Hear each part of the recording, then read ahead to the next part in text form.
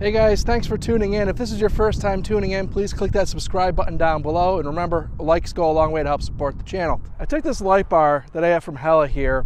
This is the 48-inch full-size LED light bar from Hella that I used for this experiment, so you can compare that to other bars that are sort of within that same range. I wanted to see what the difference was in miles per gallon with the light bar on here and with it off. I started looking around to see if I could find anything online, and surprisingly, the one thing that really wasn't on the internet was somebody doing something similar to this. And the reason why I wanted to do this is because there's a lot of people now that are running around with the LED light bars on the roof of their truck for off-roading, and this is pretty similar to that as far as drag goes. Now, if you're familiar with pickup trucks and aerodynamics, what happens is these trucks, as the air comes over, the air swirls over the bed and it creates an air pocket, and that is part of the aerodynamics. So when you add this light bar, as the air comes over, it's disturbing it kind of at a key point here where the air is supposed to be coming over and creating that swirling effect. So it definitely is affecting the aerodynamics of the truck. If you were to have something up front, I don't know what that would do compared to on the back, but I would imagine the results would be pretty similar. The only thing I would think is maybe if it was up front, that the air flow in general would have more time to recollect and do what it's supposed to do for the back of the truck. But what you gain in its ability to do that over the back, you're probably losing at the front, so it's probably going to wash pretty good. So there have been tests done. I know Mythbusters had a whole episode on it with tonneau covers on and off, tailgates on and off. And ultimately what they discovered is that the trucks are actually designed relatively aerodynamic as they can be from the factory. And anything that you add on there is most likely going to screw that up. So I just wanted to put that to the test. So what I did was I ran a 100-mile loop with this on and with it off. I also ran these tests back to back. So it was 100 miles one way, I came back. It took me a half an hour to throw the bar back up on top, and then I ran that same loop again right after that. So the weather, the temperature, everything was basically the same thing for the entire run. I actually also waited until after or mid-morning, early lunchtime-ish to hit the road so that I wasn't hitting rush hour morning or afternoon. And I also wanted to be in kind of the peak heat of the day for the whole thing. I didn't want to run one test when it was 70 degrees at 9 o'clock in the morning, and then another test in the afternoon when it was 100 degrees. That would obviously have a big effect on gas mileage as well. So without further ado, here is the side-by-side screenshot of the run so you can compare and see the whole thing in a time lapse. So here it is.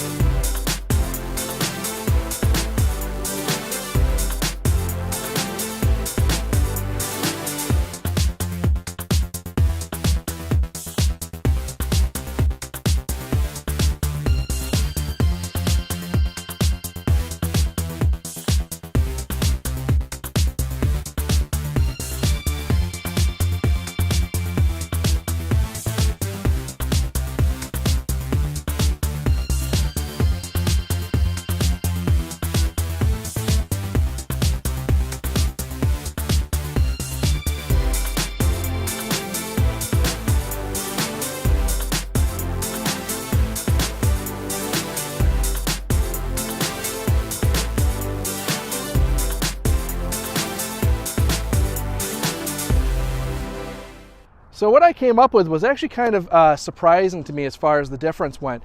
The trip computer in the truck calculated the miles per gallon without the light bar at 17.8.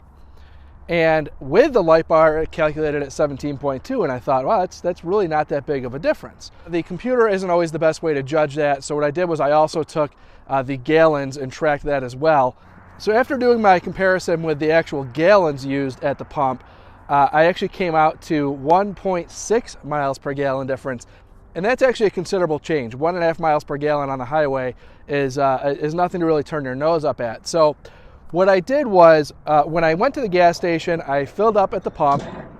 I let it, auto click once, and then I pulled the trigger 2 more times just to make sure that it was actually topped off, and I did that both times to make sure that I had the same amount of fuel in the truck for these runs. So when it came to speed, what I did was I ran anywhere where it was 65 miles per hour, I ran at 75 miles per hour, which is pretty common around here.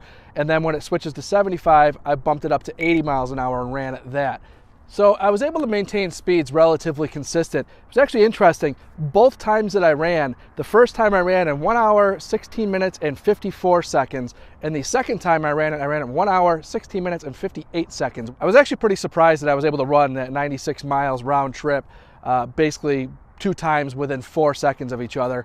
That actually really kind of blew my mind, and that's probably just a difference of starting and stopping and maybe not hitting the start-stop all at the exact same time. So that was really impressive. So that really does make it an even run. For the sake of putting out something on the internet where I was unable to find, I wanted to show what the miles per gallon difference was with a light bar on the roof of the truck. So that is all the information that I have for this test. Thank you very much for watching. Remember, please click that subscribe button down below, and likes go a long way to help support the channel, and we will see you next time.